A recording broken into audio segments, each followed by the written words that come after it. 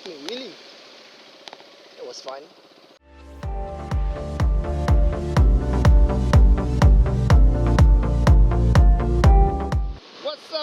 What's up, fucking YouTube? Heiko, he's here back again with another motovlog. It's gonna rain, so I'm gonna try to rush my way back home. So it's been a fucking while since I do a proper motovlog, and I'm pretty excited right now. That's because why I've taken such a long time to do a motovlog. That's because, if you guys don't know, I had an accident in the month of October. I think it was on the 21st October. That's where I had my fucking accident. No other party were involved. No cars, no trucks, no other motorcyclists. It's just me. Why I had the accident? Because of my own foolish mistake.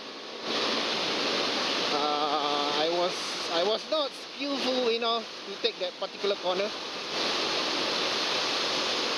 So what exactly happened was, it was a right corner, a pretty sharp one, and the road is narrow as well. So I took the corner with confidence. Okay, keyword confidence. I took the fucking corner. I lower my body on the right. It's a right corner, if you guys don't know. And while cornering, during that turn, I scrapped my right foot pegs. And when I scrapped my right foot peg, it was longer than what I had encountered before. So what happened was another Duke. So what exactly happened was, I scrapped my foot peg, my right foot peg, and it's not like I'm a virgin in scrapping my foot pegs, but that grind that I had on my right foot peg was longer than usual, or longer than what I had encountered before. So that, how do I say, that made me take a step back, because it's pretty nerve-wracking to be scrapping your foot pegs in shorts, because I was wearing fucking shorts. Genius, Heiko, genius. And because it was nerve-wracking, I've made the bad decision to grab onto my brakes, my front brake and my rear brakes. And this is the part where I make my costly mistake. While braking, the bike will naturally straighten up.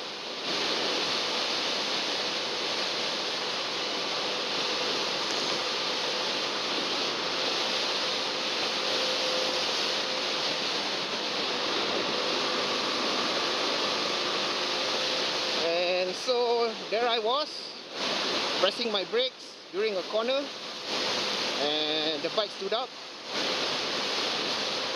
But the sad thing about it was that when the bike stood up, the corner was still going on.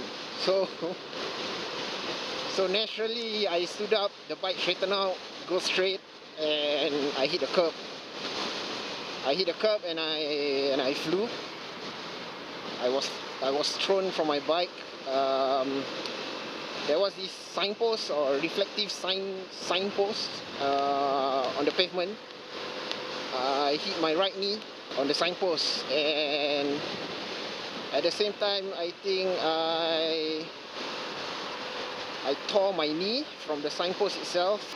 Don't ask me how, I do not know either. So back to my story, I hit my knee my right knee on the pole. Both of my knees got deep cuts. The right one was deeper because it penetrated the fat tissue. And I landed on a grass patch, but it's a slope. It sloped and it goes down into a drain. So I hit the pole, I roll onto the grass, roll, and I land on the fucking huge drain in a sitting position. I can say I'm pretty lucky how I survived that fall without any broken bones, not even fractures. I just had cuts and that's it. Yeah, I think Lady Luck was on my side at that night, that particular night. So there I was sitting inside the drain with such an immense pain on my knee, especially my right knee, on the inner side. It was really painful. I think that's the most pain I've had, or the most pain I've encountered throughout my whole life. So because of that pain, I don't think I can help myself out of the drain. So that's where I decided to call out my friend and ask for help. He was riding with me, so I think he heard my voice. That's why he managed to help me out of the drain. This is why you don't put side boxes in Singapore, man. There are 2 fucking huge 2-lane splits. So I got injured on my both knees badly, and I was contemplating to call for an ambulance. But in the end, I decided, what the fuck, just go and call for an ambulance, because I don't think any clinics can solve my open wound.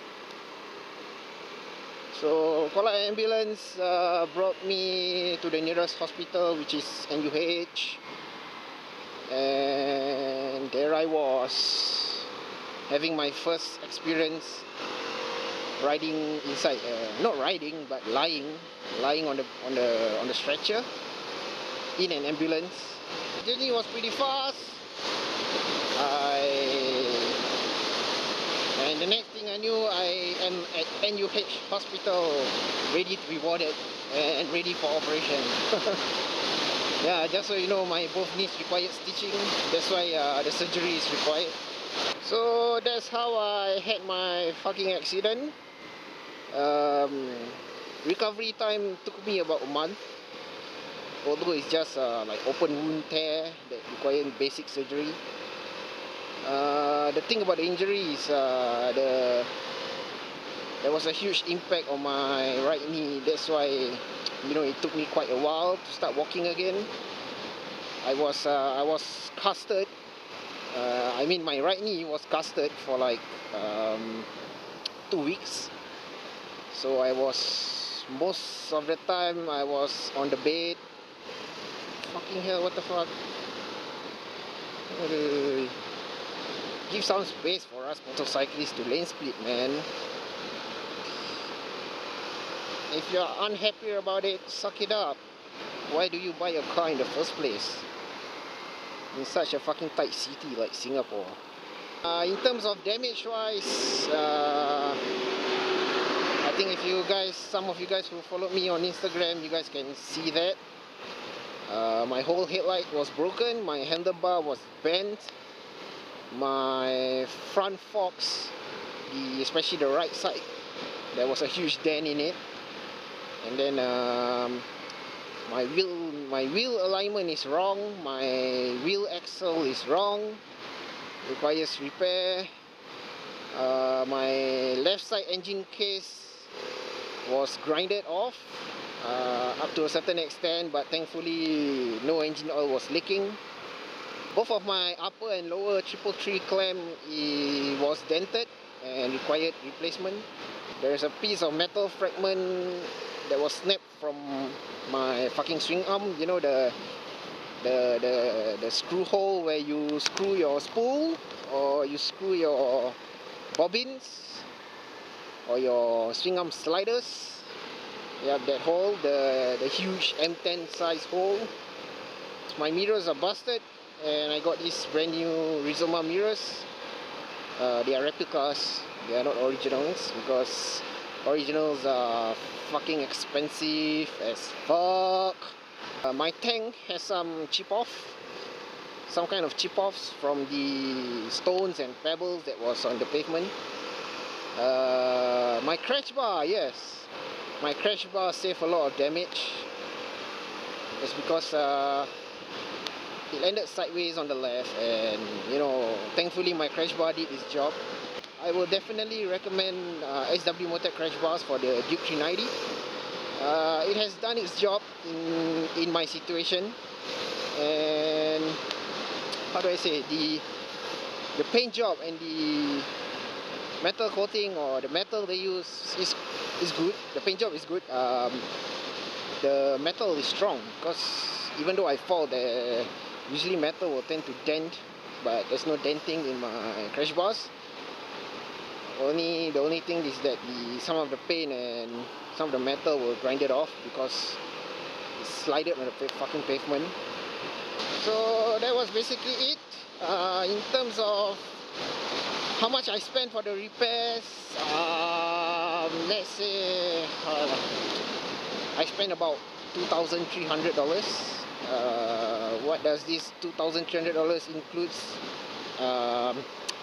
New handlebars, new mirrors, new handlebar riser, upper and lower triple trick clamp, and a pair of brand new fun forks, new wheel axle rod. What else? Front rim bearings, and a new clutch lever. My bar ends are still fine, so that's okay.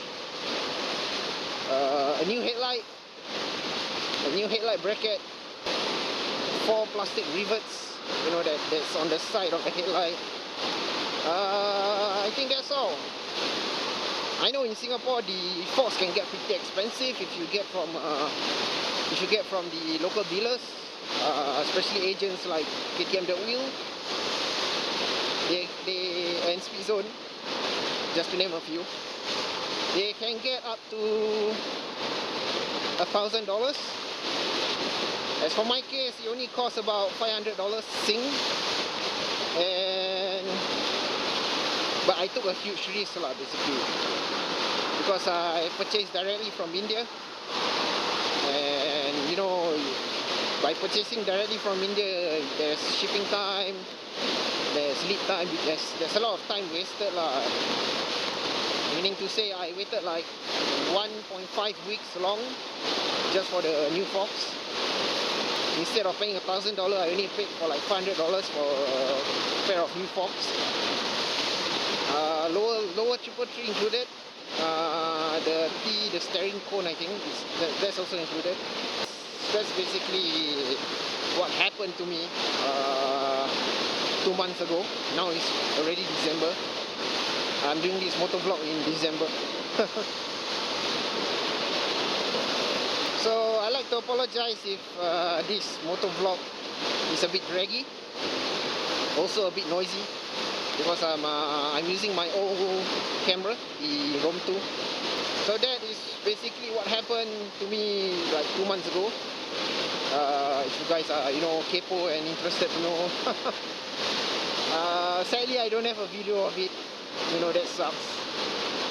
Throughout my riding life, I had 2 accidents, and both accidents are not recorded. Fuck, man. Why is it not recorded? Damn it. So, here's a little request for my next video. I like to answer some of your questions. If you guys have any queries about me, about my bike, anything about this channel, basically.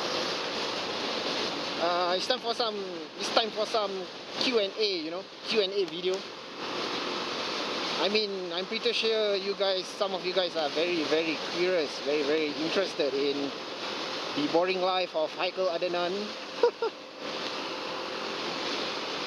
Alright, I think that's all for today. See you guys in the next video.